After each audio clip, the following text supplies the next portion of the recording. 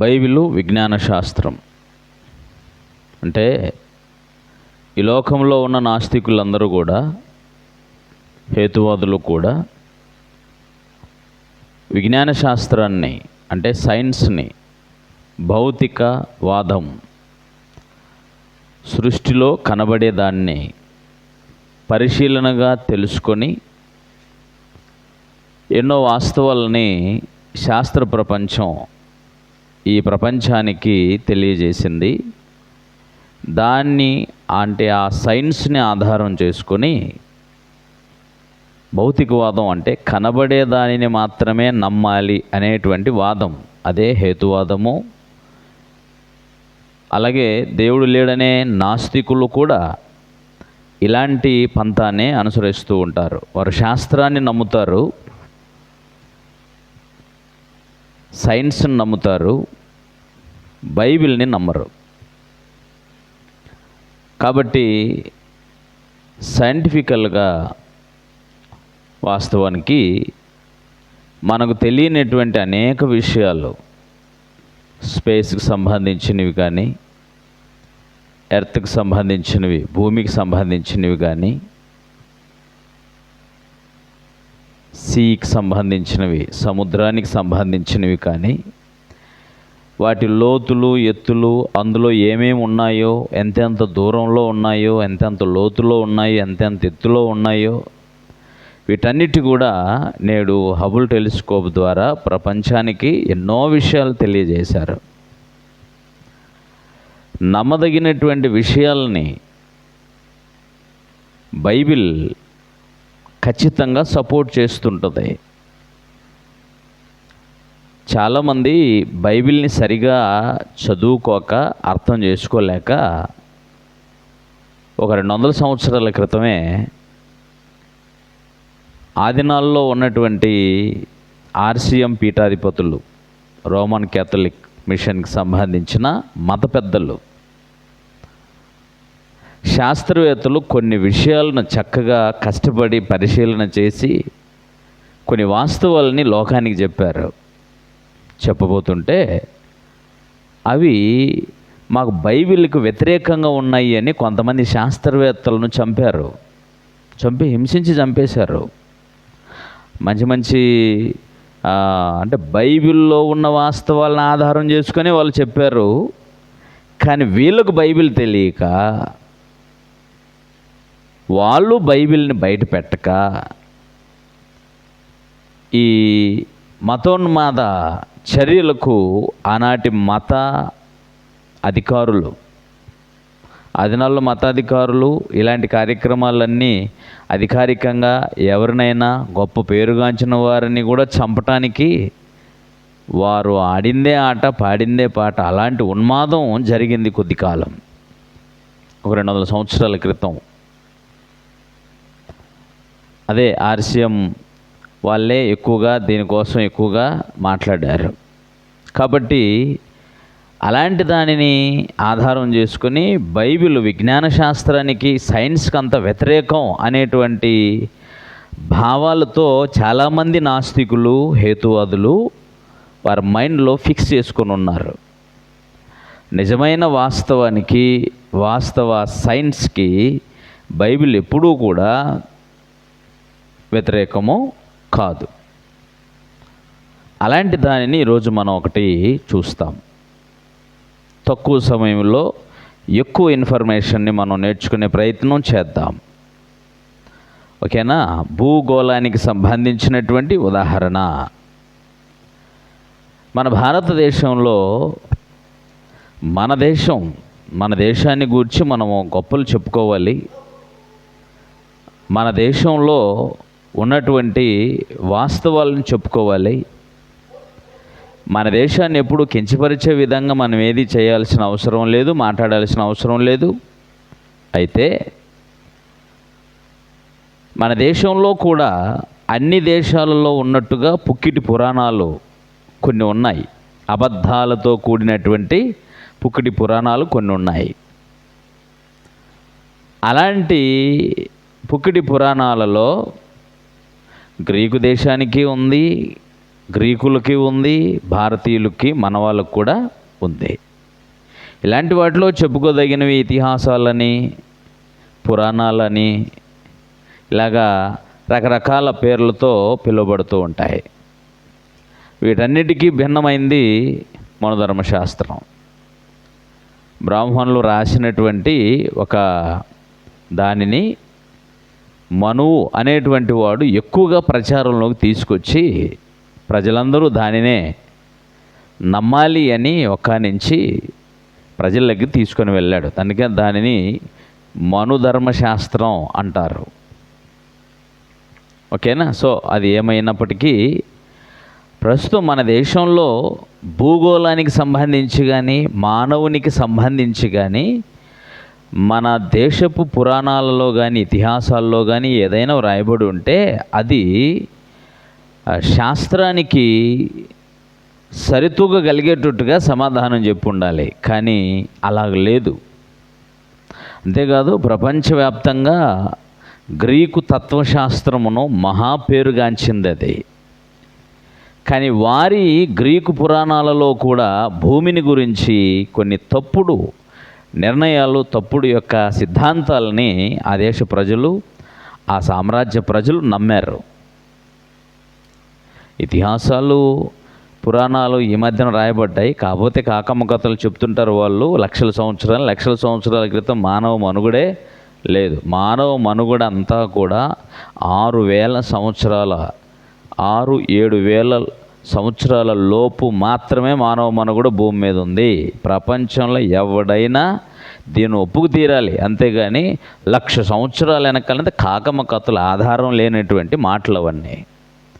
ఎంత ఎక్కువ సంఖ్య చెబితే అంత వెయిట్ పెరుగుతుంది మా గ్రంథాలకి అనేటువంటి ఆలోచనతో చాలామంది ఇలాగా అబద్ధాలను ప్రచారం చేస్తుంటారు. వాస్తవాలు కదా. 1,00,000 సంవత్సరాలు, 50,000 సంవత్సరాలు, 1,00,000 సంవత్సరాలు, ఇవన్నీ ఒట్టి మాటలు, అబద్ధాలన్నీ. 7,000 సంవత్సరాల లోపే మానవుని చరిత్ర అంతా, మానవ మనుగడంతా ప్రపంచవ్యాప్తంగా. ఓకే, అంతకు మించి ఎక్కువ ఆధారాలు ప్రపంచ మానవాళి దగ్గర లేవు. ఆధారం లేనటువంటి కథలు చెప్తుంటారు. వాటి సంగతి పక్కన పెట్టేద్దాం. భూగోళానికి సంబంధించినటువంటి కొన్ని ఉదాహరణల గురించి మనము నేర్చుకునే ప్రయత్నం చేద్దాం. ఇతిహాసాలైనా పురాణాలైనా ఎవరో ఒక మనుషుని చేత రాయబడినవి. వారి మేధస్సుతో, వారి జ్ఞానంతో రాయబడింది. ఎవరో ఒక వ్యక్తి రాసిందే. ఏదైనా కానీ ఎవరో ఒక వ్యక్తి రాసిందే. కానీ వాళ్ళు నిజంగా దైవికమైనటువంటి ఆలోచనతో, ప్రేరణతో రాసినవి కాదు. అది అలా అన్నప్పుడు దాన్ని నమ్ముతున్నటువంటి వాళ్ళకు కొంచెం ఇబ్బంది కలిగినప్పటికీ వాస్తవాన్నిగానే నమ్మాలి.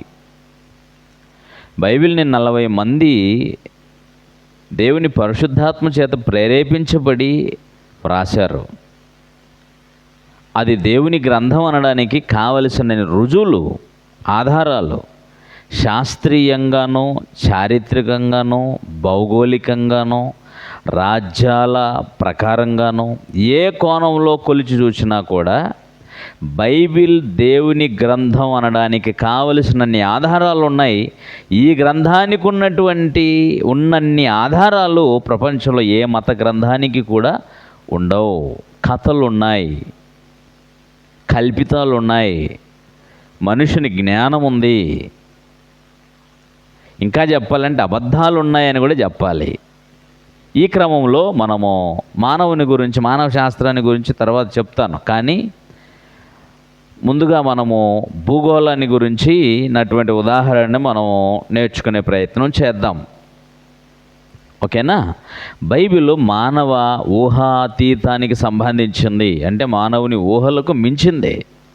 మానవుని ఊహలకు సంబంధించింది కాదు.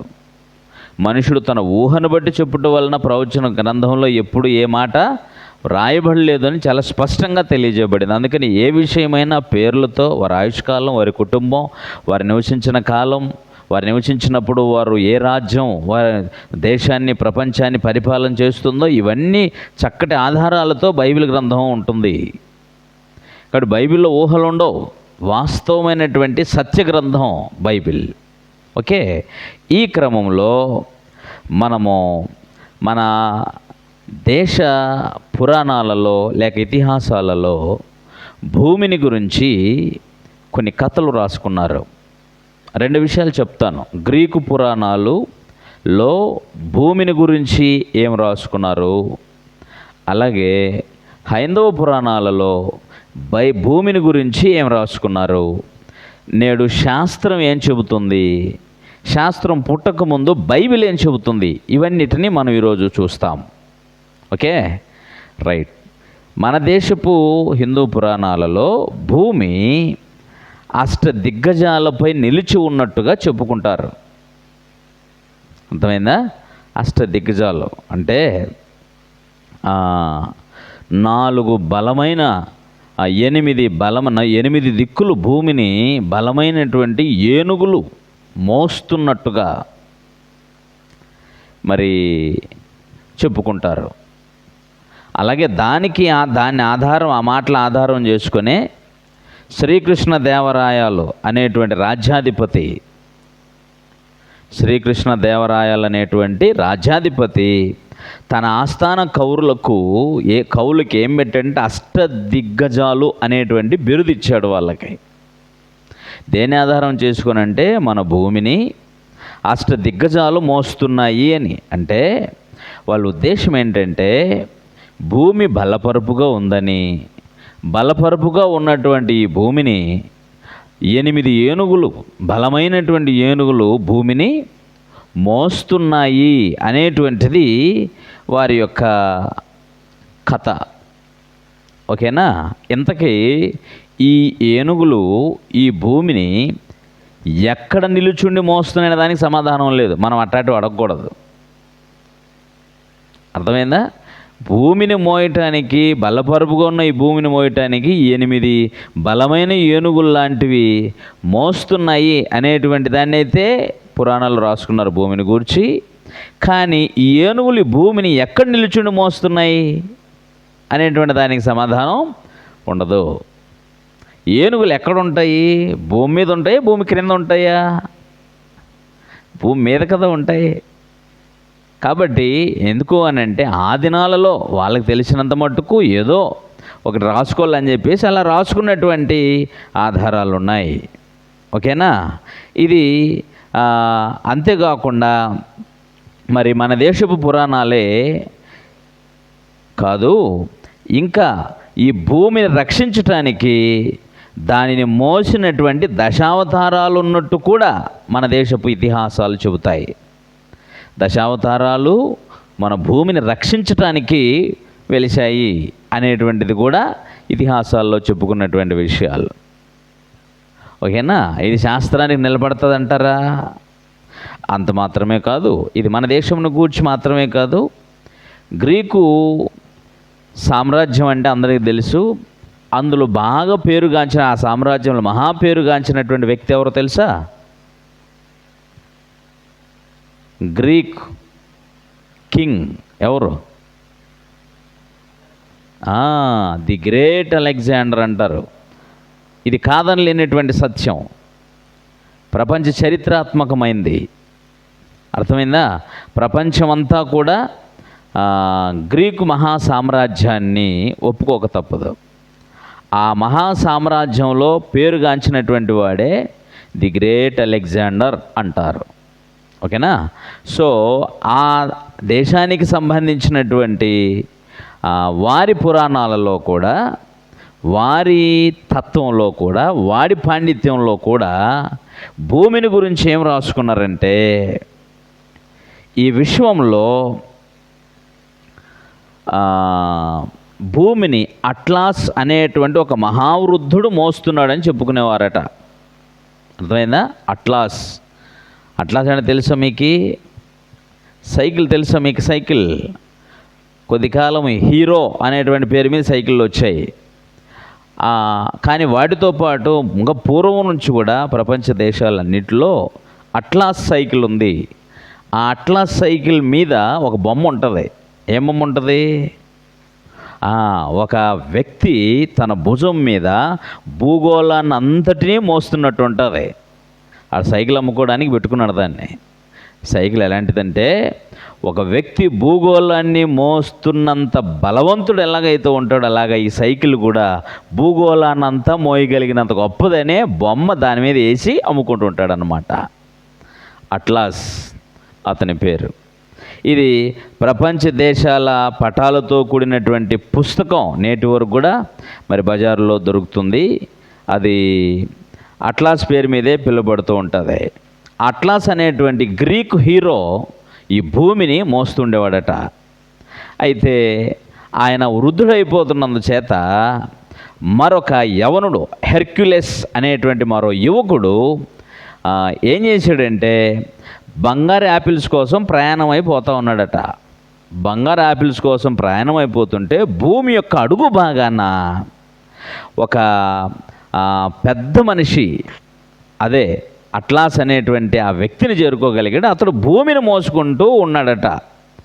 అంచేత అప్పుడు ఈ బంగారు యాపిల్ కోసం ఈ హెర్క్యులెస్ అనేటువంటి యవనుడు పరిగెడుతూ ఉంటే, అరే నువ్వు ఇంత కష్టపడుతున్నావా, అయితే భూమిని కొంచెం నువ్వు మోయి, నేను వెతికి తీసుకొస్తాను అని చెప్పేసి భూమిని ఆ హెర్క్యులెస్ అనేటువంటి యవనస్తుని యొక్క భుజాల మీద పెట్టేసి ఈయన ఆ బంగారు యాపిల్ని పట్టుకురావడానికి వెళ్ళాడట.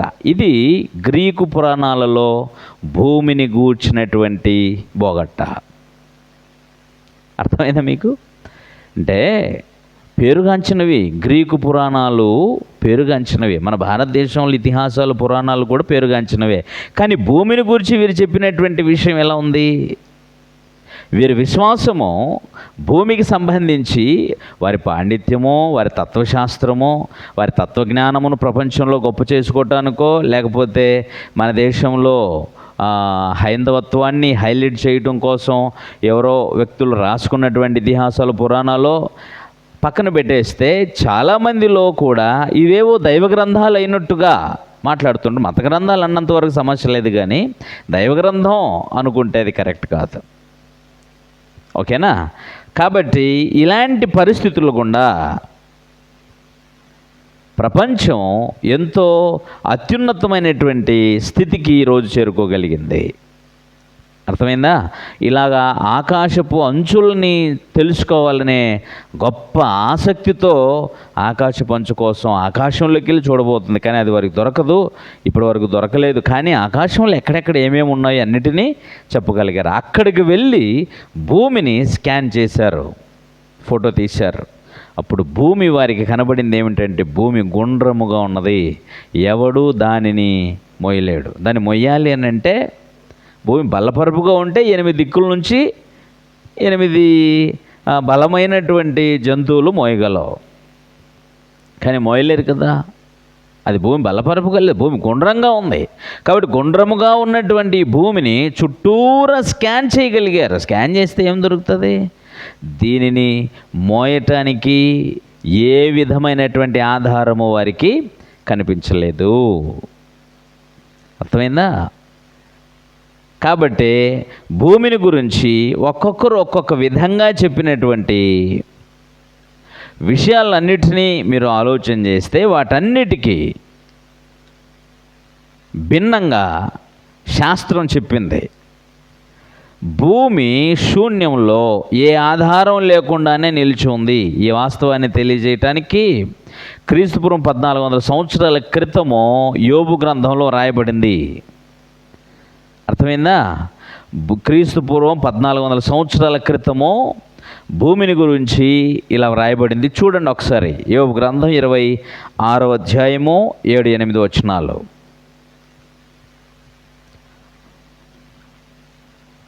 యోబు గ్రంథము 26వ అధ్యాయము దొరికిందా? 7-8 వచనాలు. యోబు గ్రంథము 26వ అధ్యాయము 7-8 వచనం. కీర్తన చదువుతున్నావు నువ్వు. శూన్య మండలము పైన ఉత్తర దిక్కునున్న ఆకాశ విశాలమును ఆయన పరచెను, శూన్యముపైని భూమిని వ్రేలాడదీసెను. వాటి క్రింది మేఘములు చినిగిపోకుండా ఆయన తన మేఘములలో నీళ్లను బంధించెను అని రాయబడింది. చూడండి ఎంత స్పష్టంగా. భూమి శూన్యముపై దేవుడు వ్రేలాడదీసెను. ఆకాశంలో అప్పుడప్పుడు మీకు మంచి పేర్లు రాసి లైటింగ్ దాంట్లోకి వేసి ఆకాశంలోకి పంపిస్తారు. రాత్రిపూట కనిపిస్తుంటుంది అప్పుడప్పుడు మీకు పెద్దది. పగలు కూడా పంపిస్తుంటారు, చాలా పెద్దది. దాన్ని పంపించి ఆకాశంలోకి వెళ్ళిపోతుంది కదా. వెళ్ళిపోయిన తర్వాత చాలామంది చూస్తారు అంత పైకి ఎలాగ వెళ్ళగలిగిందని. దానికి చిన్న ఆధారం ఉంటుంది. ఎవరికి తెలుసు దాని ఆధారము? దాన్ని పంపినోడికి తెలుసు. అందుకని ఏ గ్రౌండ్ నుంచి పంపించారో దానికి ఆధారం దారం. అర్థమైందా? ఆకాశంలో అంత పెద్ద బంతి నీకు కనబడుతుందంటే దానికి ఆధారం ఒక మనుషుడు కింద పట్టుకున్న బంతి దారం. ఈ దారమును పట్టుకున్నోడు తెలుసు అది దానికి ఆధారం ఉంది అని. ఈ శూన్యముపై దేవుడు భూమిని వేలాడదీసిన, భూమిని కలుగు చేసిన వాడు నేనే. అది అక్కడ మీరు యెషయా గ్రంథం అంతా చదివితే భూమిని కలుగు చేసిన వాడును నేనే, దాని మీద ఉన్న నరులను నేనే సృజించితిని అని సర్వశక్తుడకు దేవుడు చెబుతున్నాడు. ఆయనే చెప్పాడు నేనే సృష్టికర్తను అని. కనుక ఆ దేవునికి తెలుసు దానిని ఎక్కడ వేలాడదీసాడు. అందుకని ఆయన గ్రంథంలో ఆయన మాటలు మాట్లాడినప్పుడు భూమిని గూర్చిన వాస్తవాన్ని ఇలా తెలియజేశారు. ఒక్కొక్క వచనమే శాస్త్రానికి ప్రేరణ ఇవ్వగలిగినంత సత్యాన్ని చెప్పగలిగిందనంటే చిన్న విషయం కాదు. అర్థమైందా లేదా? కాబట్టి భూమిని గురించి ఇంత అద్భుతంగా తెలియజేసినటువంటి గొప్ప వాస్తవ గ్రంథము బైబిల్ అన్నమాట. కాబట్టి ఇప్పుడు మనుషుల యొక్క ప్రేరణతో, మనుషుల జ్ఞానంతో రాయబడినటువంటి పురాణాలు కానీ, ఇతిహాసాలు కానీ, గ్రీకు తత్వ పురాణాలు కానీ ఏవైనా సరే వాస్తవాలకు నిలబడగలవా? నిలబడలేవు. కనుకనే భూమి చాలా గొప్పది అని చెప్పేదానికి ముందు భూమిని కలుగు చేసిన దేవుడు గొప్పవాడు. భూమిని చూసి శాస్త్రాన్ని రాసుకున్నటువంటి మనిషి శాస్త్రం గొప్పది అనుకుంటే శాస్త్రం కాదురా బాబు బైబిల్ గొప్పది అనేటువంటి విషయము వారికి అర్థమయ్యేటట్టుగా మనం చెప్పాల్సినటువంటి అవసరత ఉందనే సంగతిని మీకు జ్ఞాపకం చేస్తున్నాను. ఓకేనా? కాబట్టి భూమిని గూర్చినటువంటి వాస్తవికతలు బైబిల్ ఎంత చక్కగా తెలియజేసిందో చూడు. ఇంకా శాస్త్రం కూడా చెప్పినటువంటి విషయాల గురించి నేను మీకు గత భాగంలో చెప్పాను, జ్ఞాపకం ఉందా? భూమిని గురించి చాలా చక్కగా మనము తెలుసుకొని ఉన్నాం గత భాగంలో.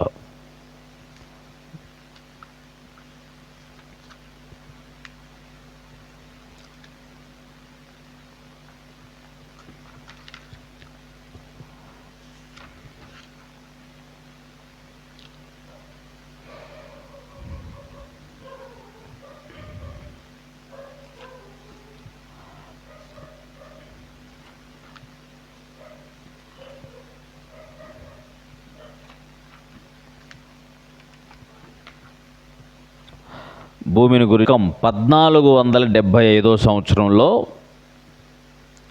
కోపర్నికస్ అనేటువంటి శాస్త్రవేత్త మరియు క్రీస్తు శకం 1648 సంవత్సరంలో సర్ ఐజక్ న్యూటన్.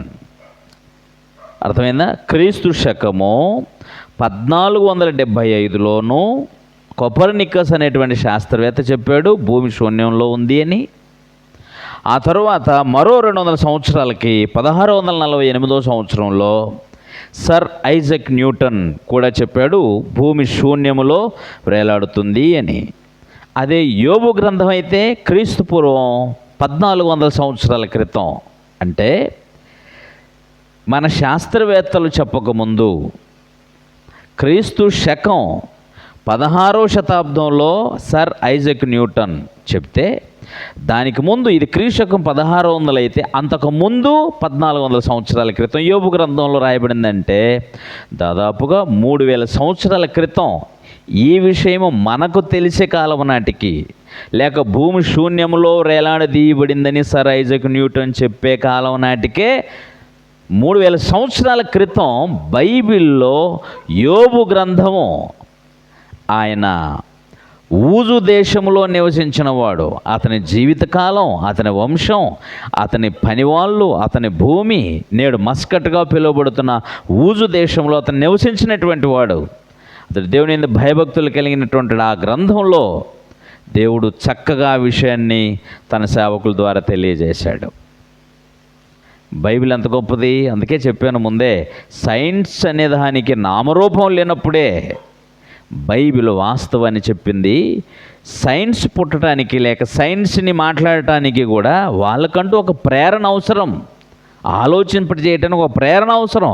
అటువంటి ప్రేరణ వారికి ఇవ్వగలిగింది కూడా బైబిలే. కరెక్ట్గా చెప్పాలి అంటే ప్రపంచానికి శాస్త్రీయతను లేక సైన్స్ని ఎక్కువగా పరిచయం చేసింది ఎవరంటే శాస్త్రవేత్తలు. ఈ శాస్త్రవేత్తలలో 99% క్రిస్టియన్సే ఉంటారు. క్రిస్టియన్స్ పుట్టుకతో శాస్త్రవేత్తలు కారు. వాళ్ళు పుట్టుకలోనే వారికి ఊహ తెలిసేంత వరకు, వాళ్ళు పెద్ద చదువులు చదువుకునేంత వరకు క్రైస్తవుల సాంప్రదాయ ప్రకారంగా వారు వారి కుటుంబాల్లో బైబిల్ని చదివిస్తారు, బైబిల్ని కంఠస్థం చేయిస్తారు, బైబిల్ని నేర్పిస్తారు, సండే స్కూల్లో నేర్పిస్తారు, ఆదివారం ఆరాధనలో మాట్లాడతారు, క్రైస్తవ సభల్లో బైబిల్ని గురించి మాట్లాడతారు. ఇలాంటి సందర్భాలలో వారికి బైబిల్లో ఉన్న అనేక విషయాలు చదువుతున్నప్పుడు వారు పెద్దవారైన తర్వాత వారు బాల్య దశలో నేర్చుకున్న ఆ మాటలే వారికి ప్రేరణ కలిగించాయి. కనుక అంత అద్భుతమైంది బైబిల్ని ఢీకొనగలిగిన పరిస్థితి ఏం ప్రపంచంలో ఏ మనగాడికి ఉండదు, ఏ మత గ్రంథానికి ఉండదు. ఆ గ్రంథంతో ఏ గ్రంథం సమానం ఎప్పటికీ కాజాలదు. అంతటి అద్భుతమైనటువంటి గ్రంథం బైబిల్లో. ఏవో మనుషులు చేసిన తప్పుల్ని దేవుడు గ్రంథంలో రాయించి దేవుడు వారిని శపించిన విధానాలని చక్కగా రాయించినందుచేత బైబిల్ని ప్రపంచ ప్రజల్లోకి వెళ్లకుండా పాపం ఏవో కథలు చెప్పేసి బైబిల్లో అపవిత్రత ఉంది, బూతులు ఉన్నాయని చెప్పేసి ప్రజల దగ్గరికి ఇది తీసుకెళ్తున్నారు. కానీ వాస్తవానికి శాస్త్రీయంగా బైబిల్ ఎంత గొప్పదో లోకానికి చెప్పగలిగేటువంటి వాళ్ళు మనకు అవసరం, లోకానికి అవసరం. కనుకనే బైబిల్ని ఇలాగ చూపించాలి లోకానికి. బైబిల్ ఎంత గొప్పదో లోకం తెలుసుకోవలసినటువంటి అవసరం ఉంది. నిష్పక్షపాతమైన మనసున్న ఏ మనిషి అయినా ఏది దేవుని గ్రంథం అనేటువంటి సత్య పరిశీలనకు పూనుకుంటే మానవ జాతికి దొరికేది బైబిల్ మాత్రమే. అంత గొప్పది బైబిల్. సత్య గ్రంథం, దైవ గ్రంథం, మానవ జీవితానికి సత్యాన్ని, జీవిత పరమార్థాన్ని నేర్పగలిగేటువంటి ఏకైక గ్రంథం బైబిల్. కనుక ఒక ఉదాహరణ మనం చూసాము, భూగోళమునకు సంబంధించినటువంటి ఉదాహరణ. బైబిలు శాస్త్రానికి నిలిచింది ఆధారంగా. హైందవ పురాణాలు నిలవగలవా? భూమిని అష్టదిగ్గజాలపై మోస్తున్నారు అని. కానీ ఈ దశావతారాల్లో వరహావతారం కూడా ఒక అవతారం భూమిని మోస్తుందనేది ఒక కథ. వరహావతారం అంటే తెలుసు మీకు? వరహం అంటే పంది. అందుకనే పంది భూమిని మోసి అలాగుందట. ఎప్పుడు పైకి తలెత్తలేదు. ఎందుకంటే మోసి ఎప్పుడు అలాగే కింద గుడిపోయిందట. అది తెలుసా మీకు? అదొక కథ. అర్థమైందా? వరహావతారం అంటే దశావతారాలు వరహావతారం కూడా ఒకటన్నమాట. ఈ వరహావతారం కూడా భూమిని రక్షించుతూ భూమిని మోస్తూ ఉంటుందట ఎక్కడ పడిపోకుండా. దీనికి ఒక కథ తెలుసా మీకే? ఇదంతా హైందవ పురాణాల్లో ఉన్నదే. అష్టదిగ్గజాలు 8 భూమి బలపరుపుగా ఉందని నమ్మినప్పుడు దాన్ని 8 దిక్కుల నుండి ఏనుగులు మోసాయని. గ్రీకు పురాణంలోనేమో గ్రీకు హీరో ఎవరని చెప్పాను? గ్రీక్ హీరో ఎవరు? అట్లాస్ అనేటువంటి ఒక మహావృద్ధుడు భూమిని మోస్తున్నాడని. అతడు మోస్తూ ఉంటే ఒక యవనస్తుడైనటువంటి హెర్క్యులస్ అనేటువంటి ఒక యవనస్తుడు బంగారు యాపిల్ కోసం అది పరిగెడుతూ ఉంటే దాని వెనకాల పోతుంటే ఆ వృద్ధుని కలుసుకున్నాడని ఈ మహా హీరో ఏం చేశాడంటే, నేను వెతికి పెడతాను రాని ఈ భూమిని ఆ హెర్క్యులస్ అనే యవనుని భుజం మీద పెట్టేసి ఆయన బంగారు యాపిల్ని తీసుకురావడానికి వెళ్ళాడట. ఇది గ్రీకు పురాణాల్లో ఉన్నటువంటి భూమిని గూర్చినటువంటి వారి విశ్వాసం. శాస్త్రాన్ని నిలబడగలదా? బైబిల్ నిలబడగలదు. అందుకనే బైబిల్ దేవుని గ్రంథం. కాబట్టి లోకం చాలా అనుకుంది బైబిల్లో ఇవేవో ఉన్నాయి, అవి ఉన్నాయి, లేక విజ్ఞాన శాస్త్రానికి విరోధమని అనుకున్నారు. కానీ సరి అయిన వాస్తవమైన విజ్ఞాన శాస్త్రానికి బైబిల్ విరోధి కాదు. బైబిల్ సత్యాన్ని ప్రకటిస్తుంది. ఆ సత్య ప్రేరణతోనే అనేక మంది శాస్త్రవేత్తలు గొప్ప జ్ఞానాన్ని లోకానికి తెలియచేశారు. ఇది మీకు కూడా తెలియాలి. రేపు పొద్దున దీని గురించి మీరు కూడా రేపు నెక్స్ట్ మాట్లాడేదంటే టోటల్గా విజ్ఞాన శాస్త్రం మీదనే ప్రపంచం నడుస్తుంటుంది. ఆ విజ్ఞాన శాస్త్రానికి ధీటుగా దైవ గ్రంథాన్ని మీరు నేర్చుకొని ప్రకటించేవారై ఉండాలి. ఓకే, ఈరోజు రాసుకున్నది కాదు బైబిల్. బైబిల్ ఉన్నది క్రీస్తు పూర్వం 1600 సంవత్సరాల నుంచి క్రీస్తు శకం మొదటి 100 సంవత్సరాల్లో పూర్తి చేయబడింది. అర్థమైందా? కనుక టోటల్గా 1600 సంవత్సరాలు చరిత్రలో నిలిచిన రచనలు నిలిచినటువంటి దైవ గ్రంథం బైబిల్. కనుక బైబిల్ని గురించి మీరు స్పష్టంగా తెలుసుకున్నవారై, విశ్వసించువారై, ప్రకటించువారై ఉండాలి. ఓకే, ప్రార్థన చేసుకుందాం.